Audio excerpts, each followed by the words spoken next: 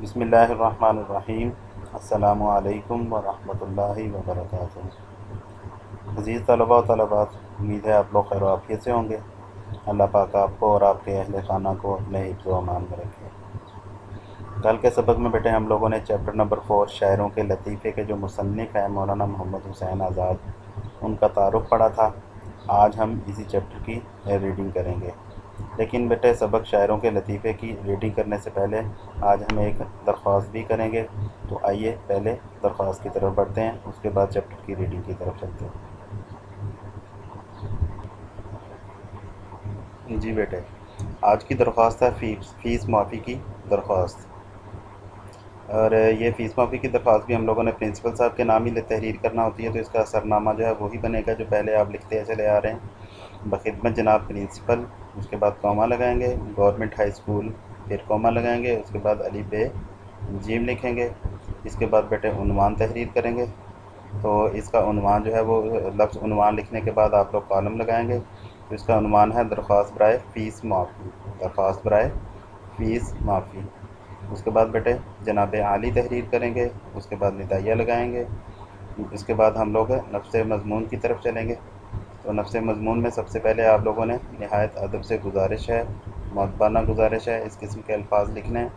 تو نہایت ادب سے گزارش ہے کہ میں ایک غریب طالب علم ہوں، والد صاحب کی آمدنی بہت کم ہے، ہر وقت پیٹ بھرنے کے لالے پڑے رہتے ہیں، اسی وجہ سے میرے لیے فیس ادا کرنا دشوار ہو رہا ہے۔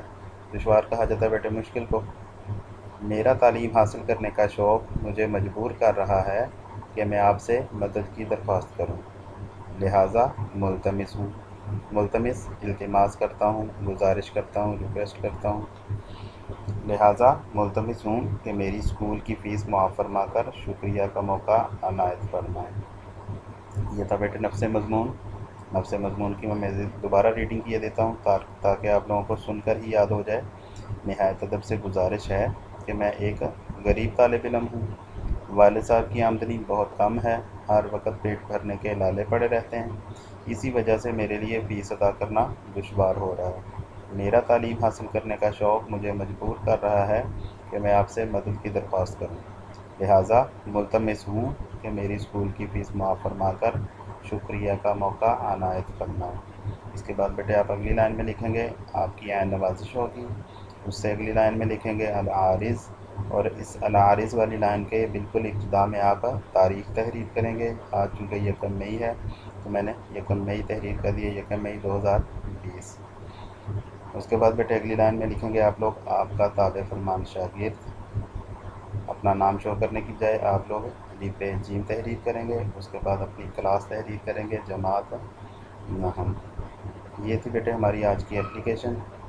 آپ لوگ بارہا اس کو پڑھ بھی چکے ہیں، یاد بھی کر چکے ہیں، تو ابھی آپ لوگوں نے دوبارہ اس کو یاد کرنا ہے اور اس کو لکھنے کی پریکٹس کرنی ہے، بار بار لکھ کر دیکھنا ہے تاکہ کسی بھی قسم کی جو مسٹیک ہے، غلطی ہے، وہ نہ رہ پائے اور آپ امتحانی پرچہ میں پورے کے پورے نمبر حاصل کر سکیں۔ آئیے اب سبق کی طرف بڑھتے ہیں۔ جی بیٹے، سبق کا عنوان ہے شاعروں کے لطیفے، اور مصنف ہے مولانا محمد حسین آزاد۔ اس کا بیٹے پہلا لطیفہ جو ہے ہم لوگ کل کے سبق میں پڑھ چکے تھے، لیکن میں آپ کی دہرائی کے لیے، ریویژن کے لیے کے طور پر اس کو دوبارہ رپیٹ کیے دیتا ہوں۔ تو آج کا سبق جو ہے ہم لوگ سبق کی ابتدا سے ہی شروع کریں گے۔ تو مولانا محمد حسین آزاد کیا کہتے ہیں؟ جی کہتے ہیں، ایک دن لکھنؤ میں میر اور مرزا کے کلام پر دو شخصوں نے تکرار میں طول کھینچا۔ تکرار کا لفظی معنی بیٹے بحث، اور طول کھینچنا بات کا بڑھ جانا، بات کو لمبا کرنا، طول کھینچنا بات کو لمبا کرنا یا بات کا بڑھ جانا۔ تو کہا جا رہا ہے جی ایک دن لکھنؤ میں میر اور مرزا کے کلام پر دو شخصوں نے تکرار میں طول کھینچا۔ مرزا سے مراد بیٹے یہاں پر مرزا محمد رفیع سودا ہیں۔ دونوں خواجہ باسط کے مرید تھے، انہی کے پاس گئے اور عرض کی کہ آپ فرمائیں۔ انہوں نے کہا، دونوں صاحب کمال ہیں، مگر فرق صرف اتنا ہے کہ میر صاحب کا کلام آ ہے اور مرزا کا کلام واہ ہے۔ دونوں کے اندر فرق کیا واضح کیا بیٹے؟ کہ میر صاحب کا کلام آ ہے، یعنی کہ اس کے اندر ایک درد پایا جاتا ہے، اور مرزا صاحب کا کلام جو ہے وہ واہ ہے، کہ سن کر واہ کی کیفیت پیدا ہو جاتی ہے۔ مثال میں میر صاحب کا شعر پڑھا۔ آگے بیٹے دو اشعار دونوں شاعروں کے ذکر کیے گئے ہیں، تو دونوں شاعروں کا موضوع جو ہے وہ شعر کے اندر ایک ہی تھا، ایک ہی ٹاپک کو دونوں نے ذکر کیا ہے، لیکن دونوں کے انداز بیان میں بہت فرق ہے۔ تو اسی فرق کو واضح کرنے کے لیے خواجہ باسط نے دونوں شاعروں کا، میر اور مرزا محمد رفیع سودا کا ایک ایک شعر پڑھا۔ تو پہلا شعر کیا پڑھا؟ میر تقی میر کا پہلا شعر پڑھا۔ کیا میر تقی میر کیا کہتے ہیں جی؟ سرہانے میر کے آہستہ بولو، سرہانے میر کے آہستہ بولو، ابھی ٹک روتے روتے سو گیا ہے۔ ٹک کا بیٹے لفظی معنی ہے ذرا، ٹھیک ہے جی۔ تو آگے جو ہے وہ شعر پڑھا انہوں نے مرزا محمد رفیع سودا کا۔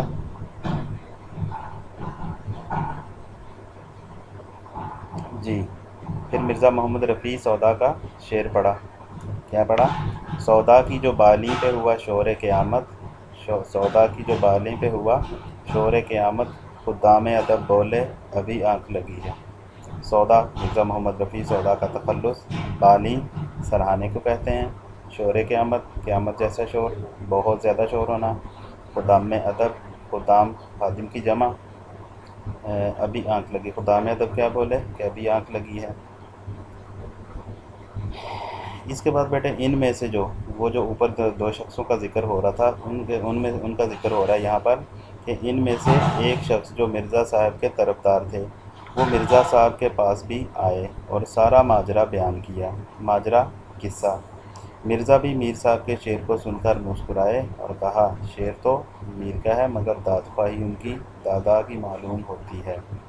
شعر تو میر کا ہے مگر داد خواہی بیٹے کہا جاتا ہے فریاد کو، انصاف چاہنا یا فریاد، دونوں معنی اس کے آتے ہیں۔ مگر داد خواہی ان کی دادا کی معلوم ہوتی ہے۔ دادا بیٹے کہا جاتا ہے بچوں کو پالنے والی ملازمہ، دایا جس کو دائی وغیرہ بھی کہہ دیا جاتا ہے۔ تو کیا کہا؟ شعر تو میر کا ہے مگر داد خواہی ان کی دادا کی معلوم ہوتی ہے۔ آگے بیٹے لطیفہ نمبر 2 ہے۔ اگلا لطیفہ ہے بیٹے اور انتہائی دلچسپ لطیفہ ہے۔ کیا کہتے ہیں جی کہ ایک دن سودا مشاعرے میں بیٹھے تھے۔ سودا مرزا محمد رفیع سودا کا تخلص۔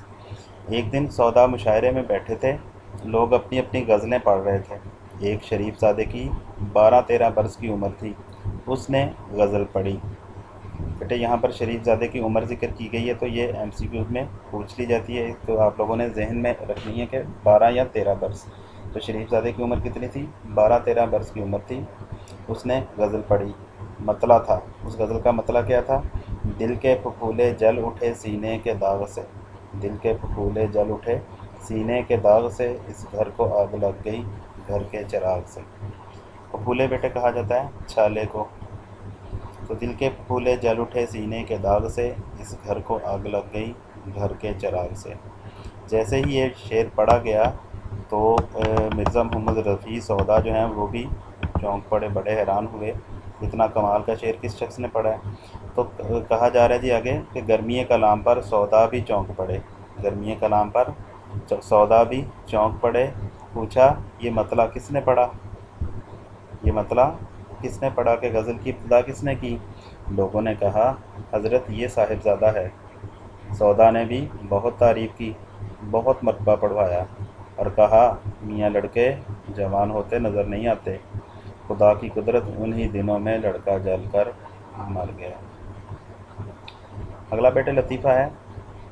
اچھا، اگلے لطیفے سے پہلے بیٹے آپ لوگوں کو یقیناً اس لطیفے کی بھی سمجھ آ چکی ہوگی، تو دوبارہ ذرا اس کی میں رپیٹ کیے دیتا ہوں اس کو، خلاصہ اس کا یہ کہا جا رہا ہے کہ ایک دن سودا جو ہے مشاعرے میں بیٹھے ہوئے تھے، لوگ اپنی اپنی غزلیں پڑھ رہے تھے، تو ایک لڑکا تھا 12-13 برس کا، اس نے بھی وہ غزل پڑھی۔